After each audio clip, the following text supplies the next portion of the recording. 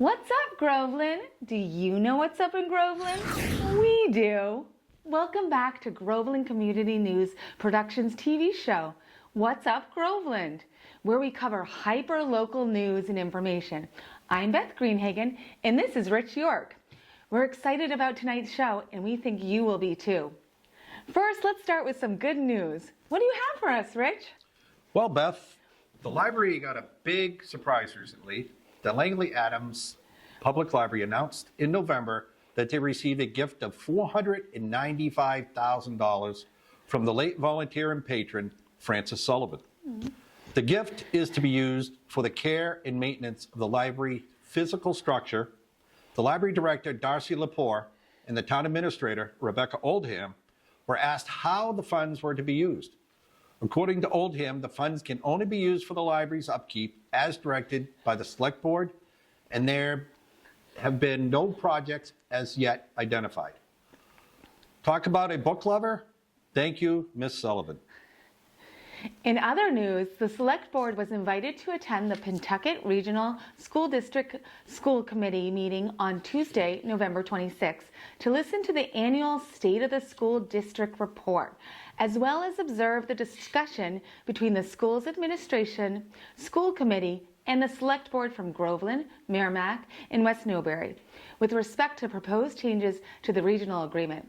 The board reviewed the changes and asked to eliminate the change to the location of an elementary school in each town. For those of you following the development on Garrison Street, here's an update for you. At their November meeting, the Groveland Conservation Commission approved a filing to agree to the location of the wetlands on the property at 36 Garrison Street. The project has been closely watched by members of the community.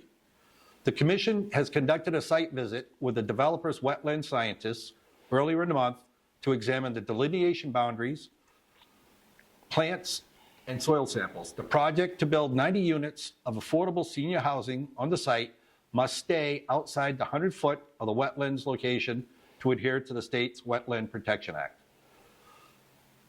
This approval was only one of the initial filings for the review of the project. Next up will be a filing with the local zoning appeals board. That application will be the final requirement before the project is approved by the Commonwealth under 40B regulations.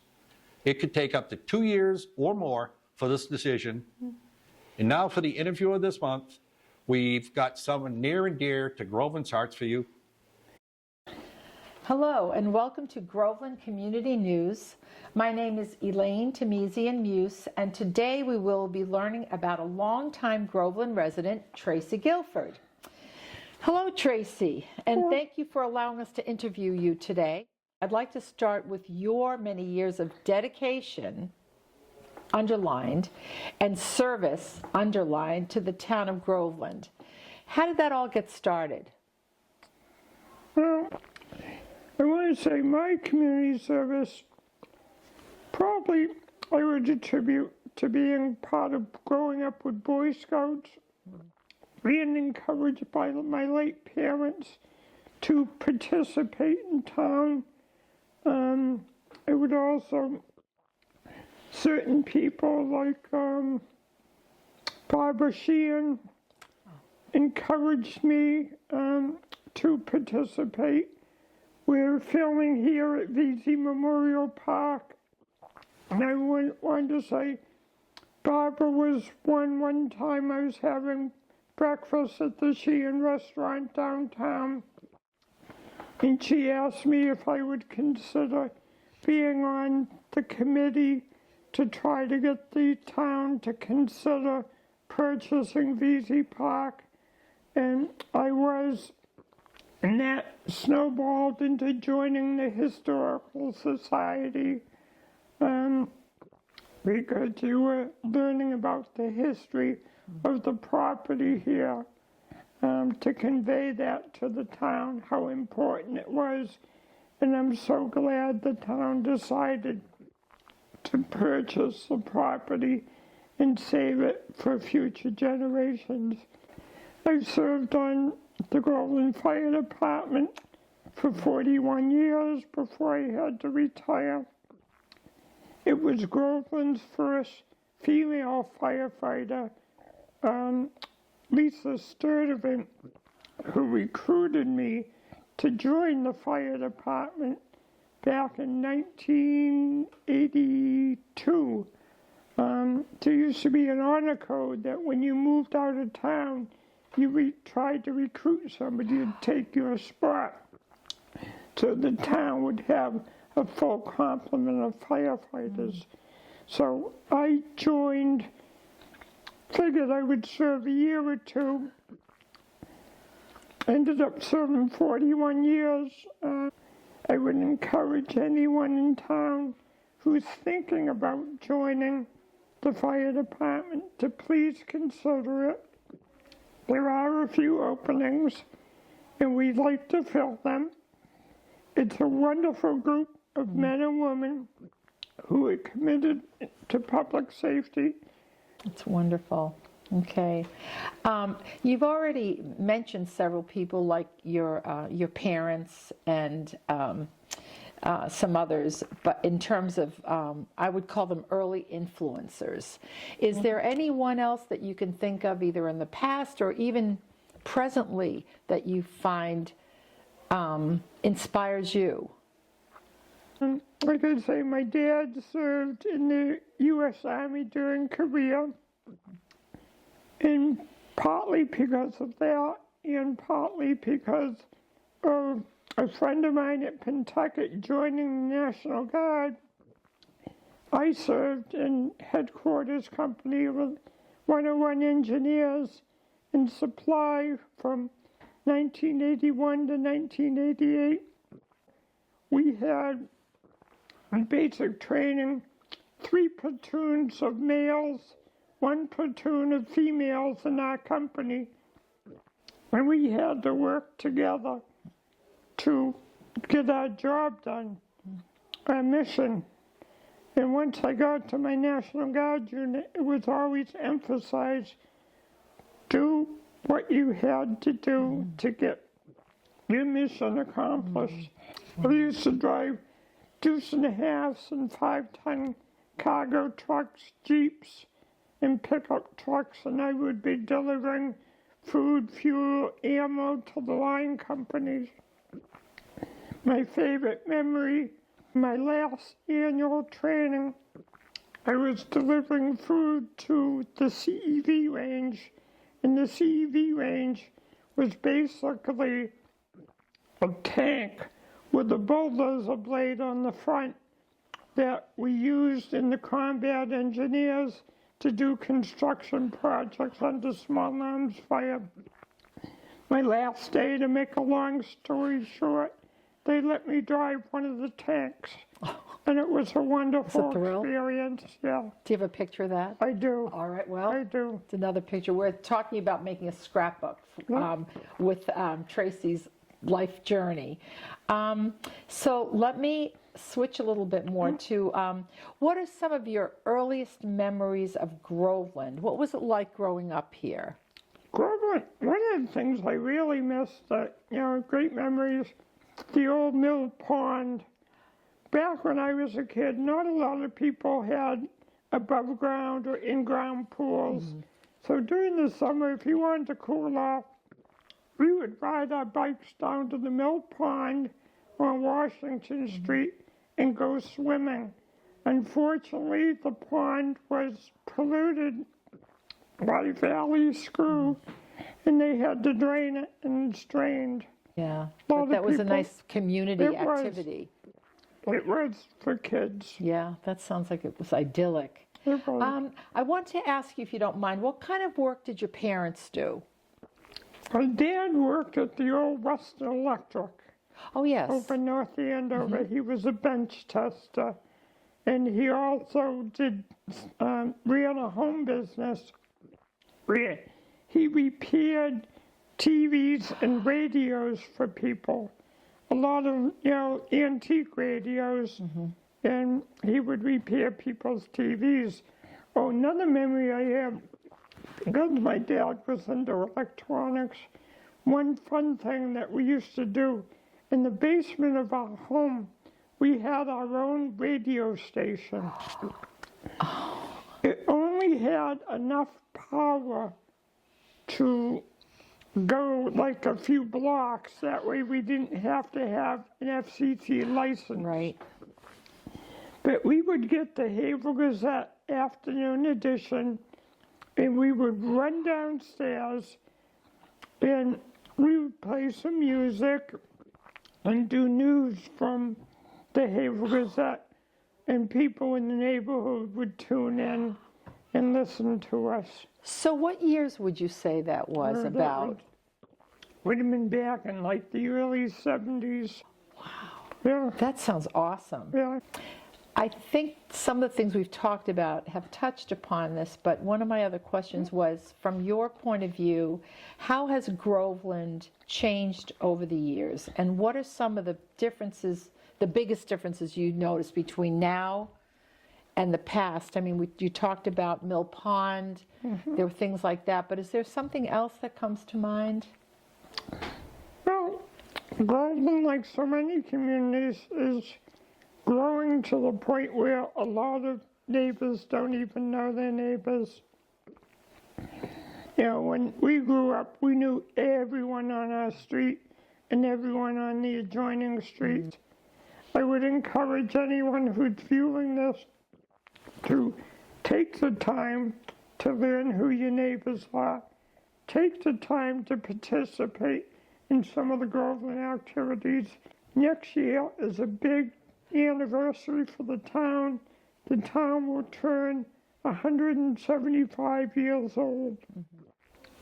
There is a committee that is forming, that's going to be meeting to discuss events to celebrate that.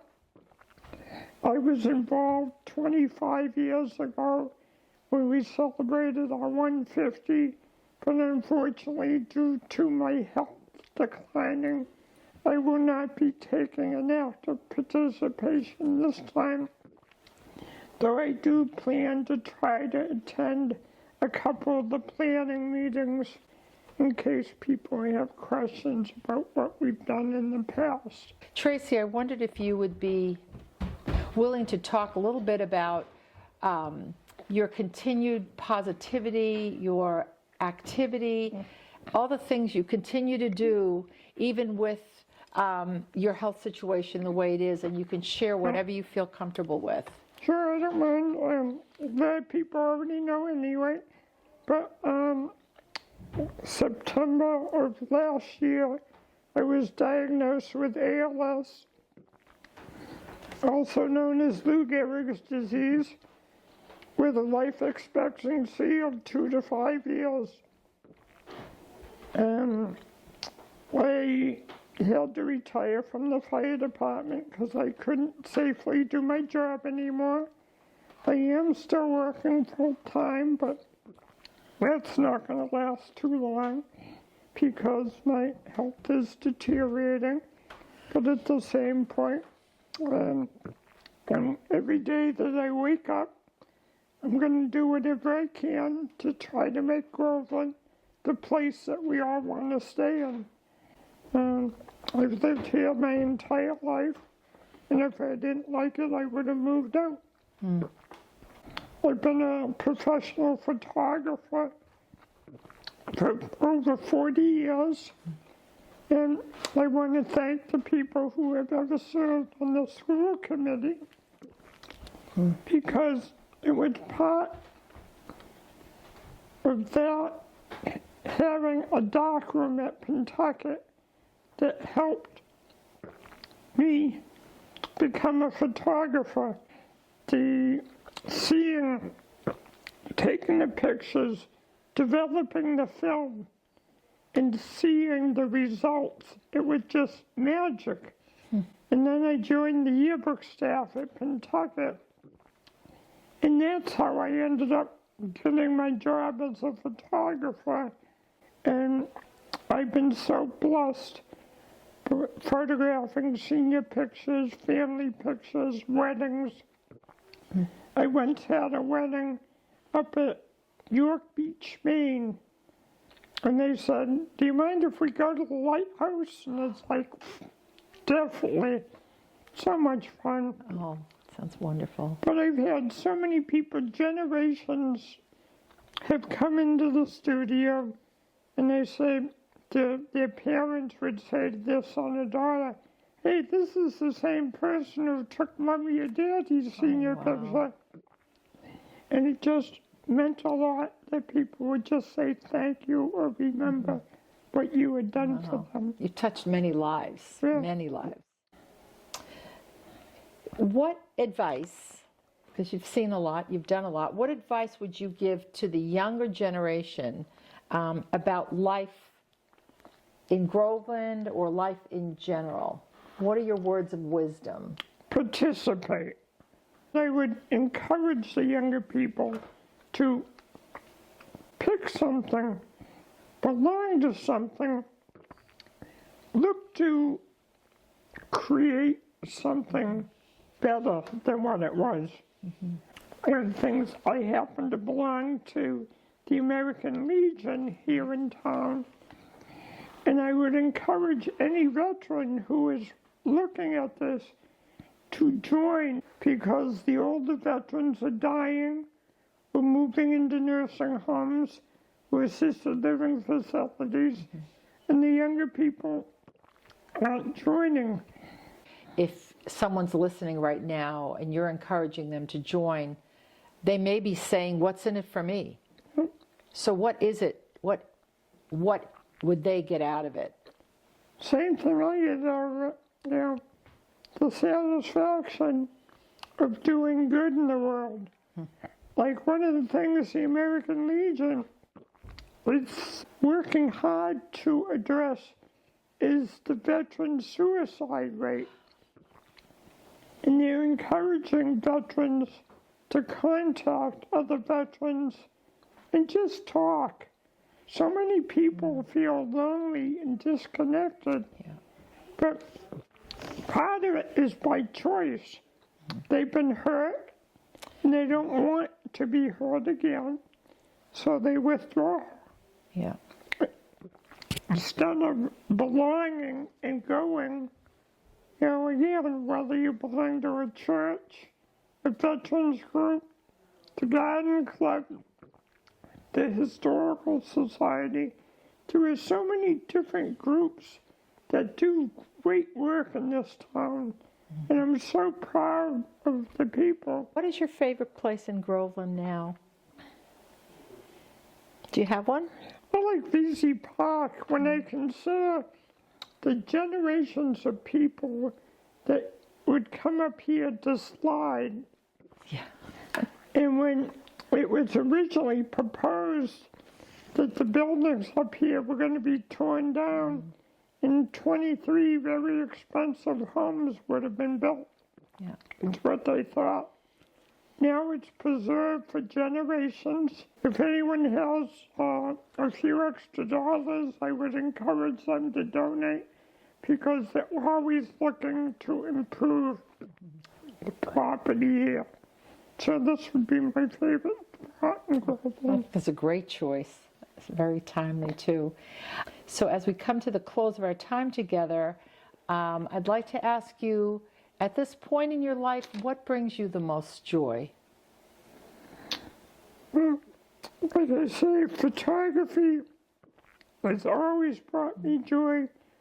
I like sharing. People appreciate me putting pictures up on, like, the Facebook from the different events. I like to promote the positive. And some people, say social media has too many negatives. I go, same thing. You can put positive out there. I won't reply to negative. I just ignore it. Yeah. And I choose to only put positive stuff out on social media. We all have that choice, don't we? Yeah. It doesn't And we cost can't- anything, does yeah. it? We can all make the world a better place. I know it's been said by different people in different ways, but my quote would be, if you don't see the good in the world, be the good in the world. Yeah. would be what I would say. I think that's beautiful. And I would thank, again, the people who decided to put this news program together. Because, like I say, it just shows there are wonderful people in town, many working under the radar and just quietly working to make the Groveland a good community. Yeah, as have you. Yeah. I want to point out. So to our viewers, I want to personally thank Tracy Guilford for spending his time and energy today with us. I hope that you will take some piece of his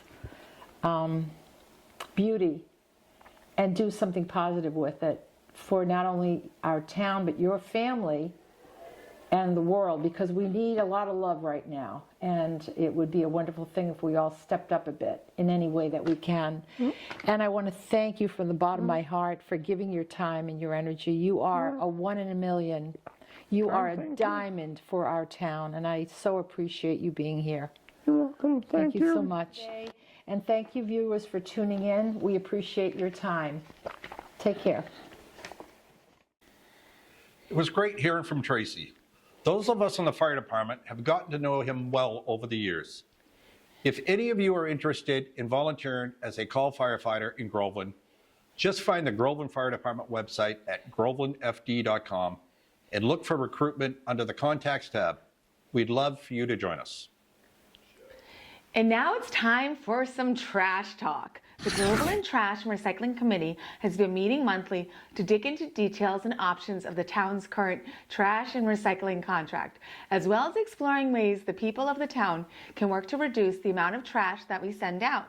The committee's members include a select board rep, a finance board rep, the chair of the Board of Health, the town administrator, the town's programs and projects manager, and 2 resident representatives. They have taken a deep dive into the current contract, as well as many contracts in many cities and towns throughout Massachusetts. With the Commonwealth's rapidly dwindling landfill space and aging incinerators, it is clear that a change is overdue. Not only do landfills emit huge amounts of methane into the atmosphere, but they are also filled with contaminated biosolids like PFAS, which contaminate our land and water. The committee has listened to the presentations with Mass DEP, attended webinars, and researched all manners of ways to reduce both the cost of trash and the amount of trash that we send out. That's not all, Beth. Earlier this spring, the committee sent out a Talking Trash newsletter out in every tax bill that details ways to divert trash or remove things that could be recycled, composted, or even reused in forms of textiles. Extra copies of the newsletter have been available at Town Hall, the counseling agent, and can also be obtained upon request from the committee. Ways that you as a consumer can help are things like recycling everything that can be, but especially aluminum cans, glass, and paper. And then following guidance on plastics and other items. Check out the Recyclopedia at recyclesmartma.org. Recycling can be confusing, Rich. It's true, but wish cycling, or trying to recycle something that shouldn't be, contaminates the single stream loads, and we all have to work to avoid that.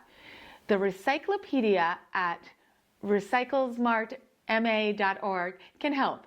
The Trash and Recycling Committee is working on maximizing recycling options in the next contract. Composting with either a backyard composter for your vegetable scraps or with a private pickup service is a great way to reduce food and trash, which adds a surprising amount to trash tonnage. The committee is exploring food waste collection as an option too, like Black Earth Composting, a company that turns your food waste into beautiful black compost for your garden. Need to get rid of old clothes, sheets, even shoes? Check out the textile donation boxes around town. Batteries and printer cartridges? Look no further than Staples. Market Basket has a bin by the can recycler for plastic bags. You can also choose to buy products that would avoid so much plastic packaging. At the Select Board meeting on November 25th, Chair Kathy Castronellis presented some of the Trash and Recycling Committee's efforts with the help of Programs and Project Manager Arthur Marcos and Mass DEP Municipal Assistant Coordinator Brian Walsh. They walked the select board through the reason why the town will have to move forward with automated trash pickup for cost reasons. With such a move, the town will have to purchase trash and recycling carts for each household. Currently, each household is limited to one 64-gallon or two 32-gallon trash barrels. The committee believes the trash can be considered in the same vein as utility. For example, electricity and water, and that households that produce more trash should pay for it, similar to paying for more electricity or water usage.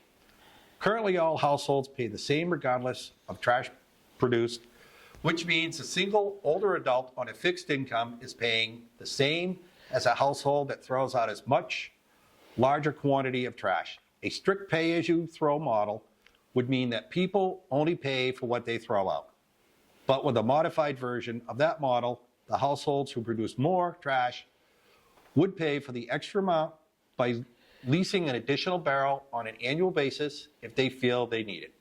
The recommendation is that each household receive one 35-gallon barrel for trash, one 96-gallon barrel for recycling. Overflow bags will continue to be provided for a charge at local retailers if needed. Our designated municipal assistance coordinator, provided with a grant from Mass DEP, will help with public outreach and education. Watch the November 25th Select Board meeting on YouTube to learn more, and look for more information to be coming to you from the Trash and Recycling Committee. Stephanie Bartelt here for Groveland Community News Productions, coming to you from Town Hall. Groveland has a new employee and we're here to meet him. Good morning. Can you tell our audience who you are, what your title is, and what your role in Groveland is? So how you doing? My name is Arthur G. Marcos. I work here in the town of Groveland. I've only been here a couple months. I am the Projects and Programs Manager.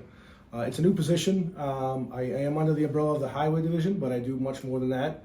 A lot of my job encompasses is instilling a new roadway management program, also our stormwater management program, also working with various different other departments and helping them. I'm also on helping the trash and recycling committee. I'm doing those type of projects. Also helping in a lot of municipal parks projects that they're doing. If you helping out where they're actually putting in a new tennis/pickleball courts out there. So I'm lending my hand as much as possible to get things done around town. Cool. Briefly, can you tell us what your background is, and do you live in Groveland? Well, unfortunately, I don't live in Groveland. I'd love to, but I actually live in North Andover, which is only 10 minutes from here. So I do feel like a local. I'm born and raised on the North Shore. I was born and raised in Lynn. Graduated from Northeastern University. I have a degree in civil/environmental engineering. I have a lot of experience. I used to work.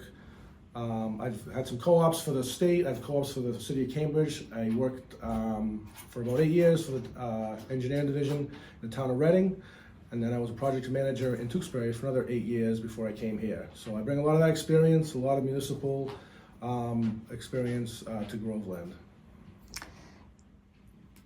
All right, thanks, Arthur. And what are your goals for Groveland? Well, I think it's initially it's just kind of to come here and learn the community and make sure and see what a lot of the needs are, and kind of I think a lot of it and I'm working with the town administrator is to bring the town up to speed with a lot of their programs, and bring my experience in different aspects where I can help the town just run more efficiently. I think for the most part the town is in great shape, but I think we're just going to institute some things that are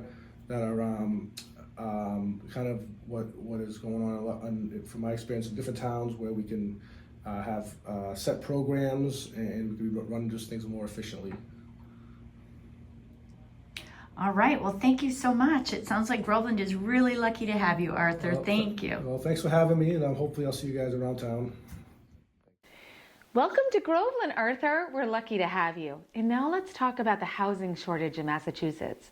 On November 21st, the town of Groveland held its first public workshop with Innis Associates, who have been working with the town to develop a comprehensive plan for Groveland's development.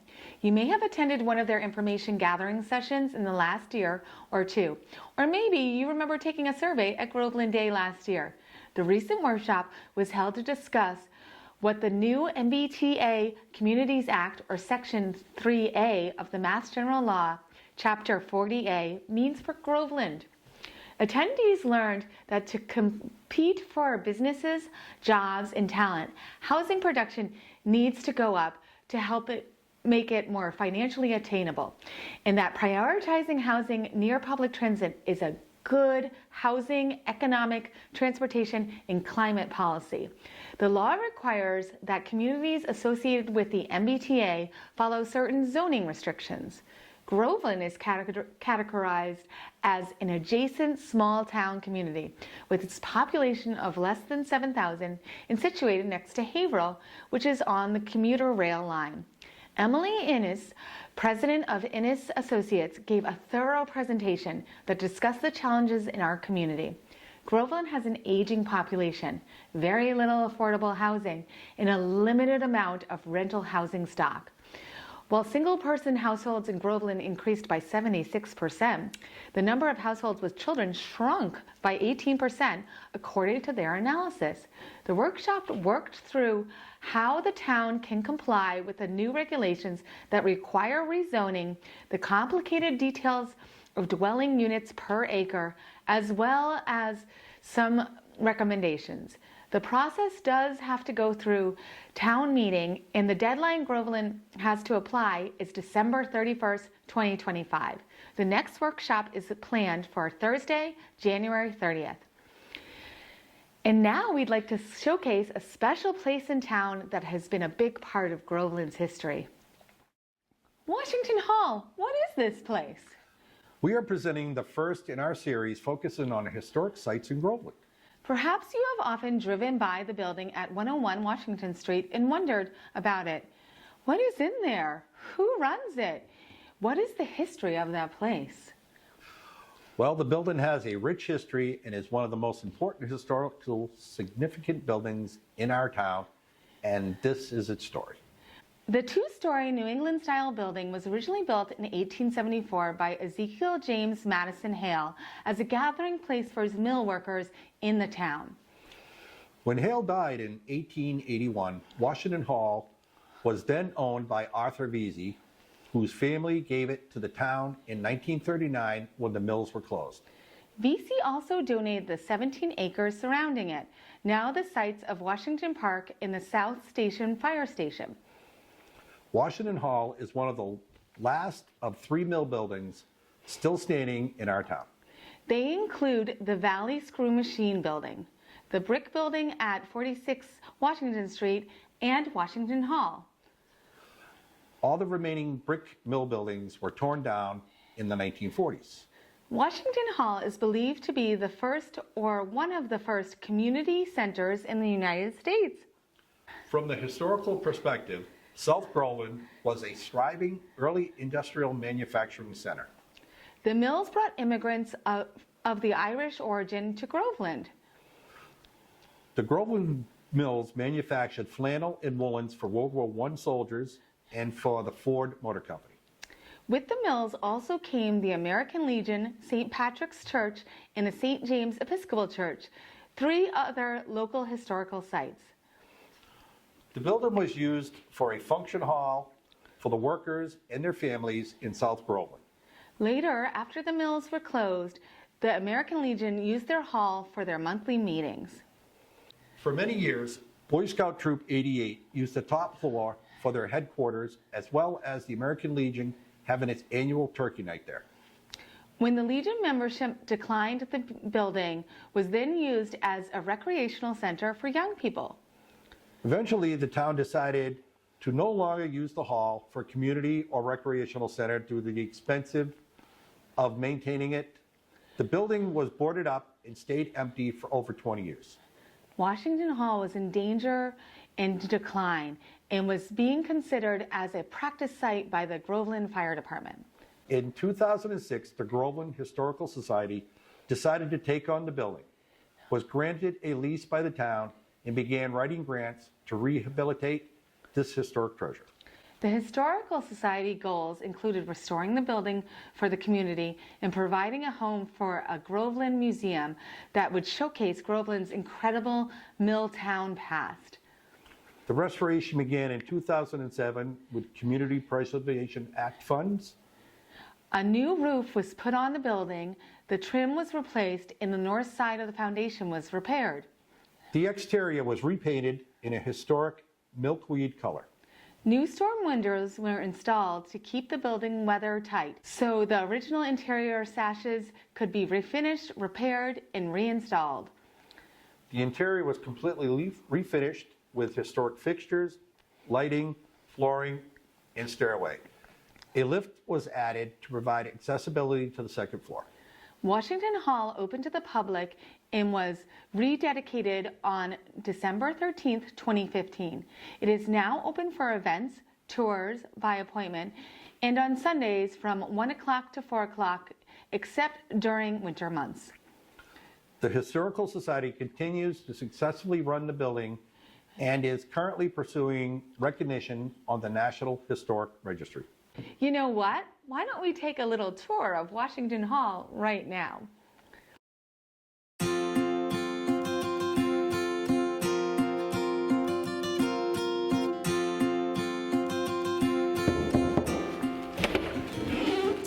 Come in. Welcome to the Groveland Historical Society. Okay, so we're going to start off by showing some exhibits here, and this is our school project, which is in progress. It grows a little bit very slowly as things are donated to us. And we have some Groveland High School class pictures from the 40s and 3 diplomas from going back to around 1900-ish. Have another one that was recently given to us from 1888 from the Groveland High School, but it needs some rehab. These 2 plaques are from the Shanahan School that was torn down, and it's very interesting. The school was torn down because it was empty, very difficult, money-wise to insure because it was insured through the Lloyds of London. They're very expensive on a empty building. So town meeting one year decided that they were going to just tear it down. And that's what happened to it. And back then in 1939 when it was built, it was totally paid for by the federal government. These 2 desks were recently given to us, and they're from the Shanahan School. They've been refurbished.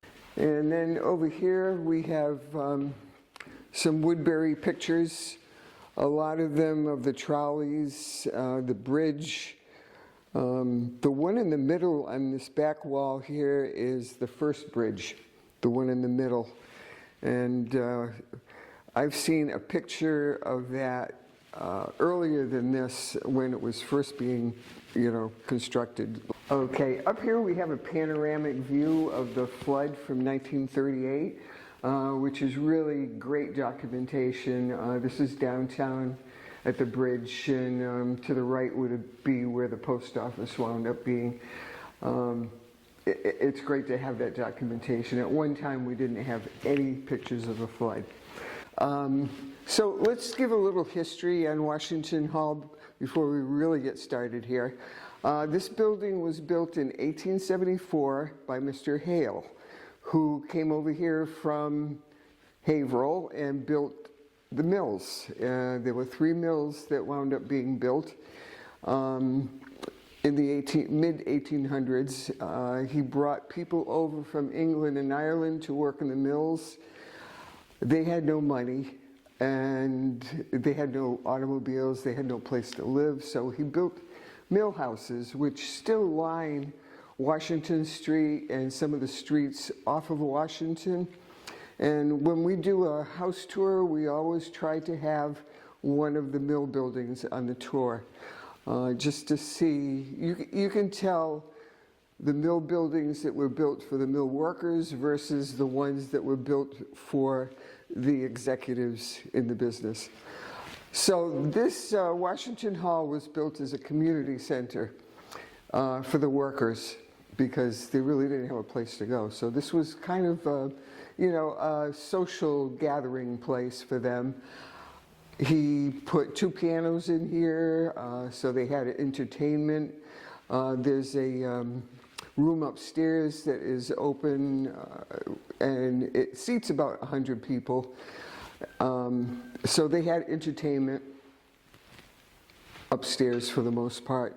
They had a library downstairs here, and we believe it was in the office. Okay, so I'll just give you a little rundown of some of the things that we did when we rehabbed and restored the building. We actually tried to leave everything here that was original. We had to refurbish some of the things, like the chair rails. We had to put a staircase in. The windows are all original. Some of the glass you can tell is original because it's wavy. And some of it we had to replace because there were some broken ones. The shutters, for the most part, were all up in the attic. And we were able to salvage just about all of them. We had to replace a few slats here and there, and I think maybe there was one set of shutters that we probably had to totally redo. But what you see here is the doors, the woodwork, the floors, all original. The lights, these schoolhouse lights weren't here. They had, the Boy Scouts and the VFW was here before the building was closed up for like 25 years or even more than that. And they had fluorescent lights in here. So I was able to find like 23 of these old schoolhouse lights up in New Hampshire. So the floors are totally original, except for a couple of spots that we had to repair, and you would never know that they were repaired. And over here, there's a new staircase, and we had to cut into the floor. I'm saying this like I did it, but I really didn't. Cut into the floor, and this is a replica of what the original stairs look like, and they're still in the front of the building, being used for emergencies only. Okay, this piano is an original piano to the building. There were 2 pianos here. The other one is a Polar Grand, which was not restored. This one was totally restored, and it's from the 1800s. It was built in Boston, and this is just an example of how generous Mr. Hale was towards his employees. There are several pictures here of two of the 3 shoe factories, and down here we have some of the equipment that was used, and I'm not sure exactly what they used it for, although they look like molds for shoes to me. And over here there were, just like every other New England town, there were a lot of dairy farms, so we have as many milk bottles as we could find from the dairies that were here in Groveland. This showcase is all about the Pine Speedway, and we kind of ran out of space, so there should be more in here, but every time I open up the back door, things fall out. So we're up on the 2nd floor now, and this room will hold legally, according to the fire department, 100 people, and we really haven't had more than that anyway. So the benches are all original benches, and before they closed up the building 28 years ago, they moved some things up to VZ. These were at VZ, and so we reclaimed them. and we had to do some carpentry repairs to them, and then they had to be painted. So this is actually all original. The floors are original up here, the stage is original. The ceiling, we had to tear it down because it was falling down. And it's amazing to look at old structure and see how they made it. Okay, here we have an original potbelly stove. And I guess they had quite a few fires in this potbelly stove up here when the Boy Scouts were here and the VFW was here, and, you know, needless to say, the mill workers. So we had to spiff it up a little bit because it was all rusted. So we sanded it all down, and then stove black goes up to about this far, and then we had to paint the rest of it because the stove black wouldn't adhere to that pipe. Okay, here's before and after pictures on the other wall. This is an original picture. Dates back to 1874 when the building was built. And that's what it looked like when we finished restoring it in 2015. It was a long, drawn-out affair because we had to wait for money to build up in CPA because that was new. We had to rewire the whole building. There was knob and tube wiring in here, and so that's why all these holes were put in by the electrician. And these are the rooms downstairs after they were done, and this was before. So you can see everything was pretty messed up. And this is the hallway before and after. And this is the front hallway before and after. So this is the second floor pictures. We had to replace the ceiling up here because it was really falling down. So we have the original sign on the front of the building, which is really incredible that it was still around. And the fellows that painted the building the first time took the sign, and all the letters are etched. Okay, Washington Hall is etched into this big plank, and it took 4 of them to put the plank up. And this was the dedication of the building, so we had a pretty good crowd that day. Okay, so that wraps it up for today's small tour of Washington Hall. We'd like to invite you to come and visit and, you know, research anything that you might think of that you'd like to find out about. And we're open on Sundays from 1 to 4, and we'll be closing in the middle of December, okay, for the winter, and then we'll open up in the spring again. So I think everyone knows how to get a hold of me on the website, so have any questions, feel free to give us a call. Thank you. Welcome back. I'm afraid that no news isn't always good news. Beth? Town Administrator Rebecca Oldham announced at a November meeting of the Community Preservation Committee that the Pines Splash Pad project in the Pines, approved in 2023, has been canceled. Actual pricing for the project came in far above the original estimate obtained when the project was proposed in December of 2022. Unfortunately, the project had to be canceled, and it will be up to the Recreation Committee to resubmit the project for approval for the 2025 town meeting. However, ending on a high note, the tennis and pickleball courts, also approved in 2023, got closer to the finish mark in November. The courts, including surface and netting, were installed, with a fence going up in the last week. According to Oldman, aside from minor grading along the edge and the completion of the pathway, which will be finished in the spring, everything else is on track to be completed. And that's it for the show. As always, you can find us on repeat on Local Access Channel 22 and on Groveland TV's YouTube channel under videos. Tell your friends, and if you have a tip for us, just send an email to whatsupgroveland@gmail.com. See you next month. GCN, Groveland's Community News.